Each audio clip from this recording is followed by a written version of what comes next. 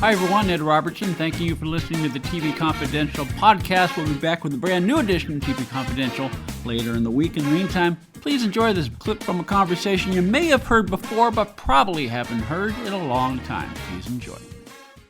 Hi, this is Lawrence Fleckenbill. You are listening to TV Confidential. I'm Lawrence Luckenbill.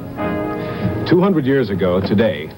And let's see, for July, it occurred to me, and it was not in my usual literature, but it occurred to me this is the 35th anniversary of the Bicentennial, which was, I think, huge for television in general, but the thing that really stands out with bicentennial-themed programming is the Bicentennial Minute.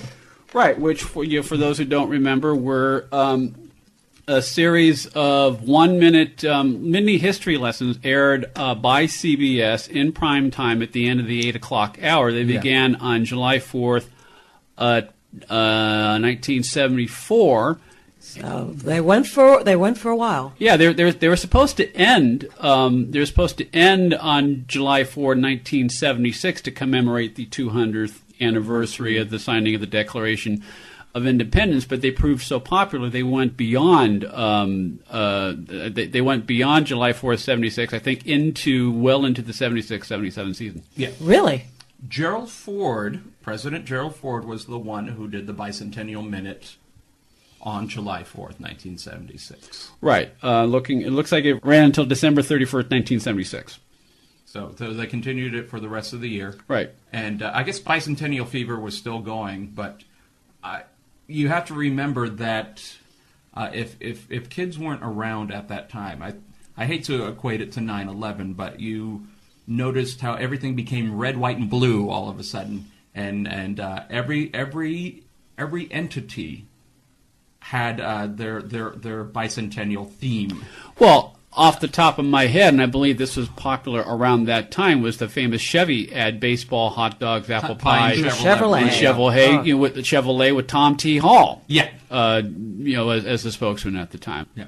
You were very, very country. But remember the Bicentennial Minute at first, like you said, it was at the end of the 8 o'clock hour. Right. So on a Saturday, All in the Family was on at 8 o'clock, and then maybe the Bicentennial Minute was presented by Carol O'Connor, giving an anecdote, and then maybe the next week, MASH was part of that, maybe Alan Alda or Mary Tyler Moore or Carol Burnett. But then eventually you exhausted all the CBS stars. Right. And actually, not eventually. Very quickly you exhausted every I think they had every Walton, doing a Bicentennial Minute, which says a lot. And then all of a sudden people were, who's this guy? You would have these obscure people doing their Bicentennial Minute, and I know, especially as a kid, you're going, who is this guy doing that? Because as I remember, there were also journalists who did them. Right, there were politicians who did them, professors, So I think out of necessity, they had to reach beyond their own community. I don't think anybody ever did a second one. I think they wanted to have an individual, but they had the cast of Zoom do one. Yes. I remember that one, and I think they eventually broke the network parameters. They had other stars from other shows on other networks. Which at that time that was a big deal to do that. Very much so. And then as we mentioned, they ran until December 31st, 1976, and then the following week, the first week of January, they were replaced by what was called the CBS News Break. So you'd have a 1-minute news summary in prime time, which proved very popular. And then before you know it, imitation being the highest form of flattery in television, the other networks followed suit, and so you would have primetime mini newscasts continuing to the 80s. And who sponsored the Bicentennial Minute? I remember at the end of the broadcast, there would be a voiceover saying, "These historic moments were brought to you by the people at Shell." And so it was, the big Shell logo at the time. The Bicentennial Minutes, they were enjoyable. And when I really look back, it was like, the American people were getting history spoon-fed 1 minute at a time, and it was doable. I remember those, and I know there were so many documentaries. I don't remember a single one. And I know in my house, my mother would have sat us down in front of the TV and said, "Watch." I know she did. I don't remember them, but it's the Bicentennial Minutes. Stay with us, folks. We'll be right back.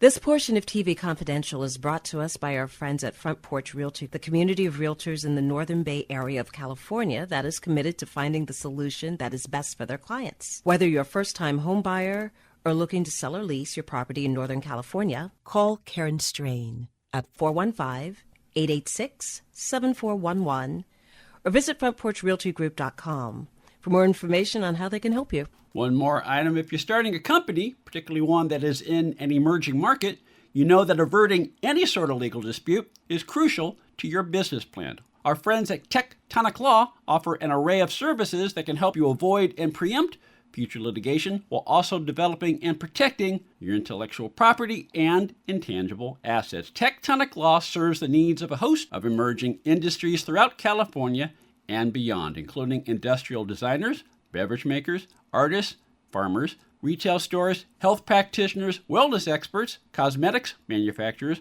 nonprofit organizations, innovators in sustainable practices, and libraries.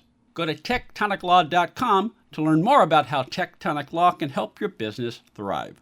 tectoniclaw.com. Rock solid representation for groundbreaking industries. Thanks for listening to the TV Confidential podcast. If you like what you hear, please consider subscribing to the TV Confidential podcast, or better yet, give us a review on Apple Podcasts, Podchaser, or wherever you listen to our podcast.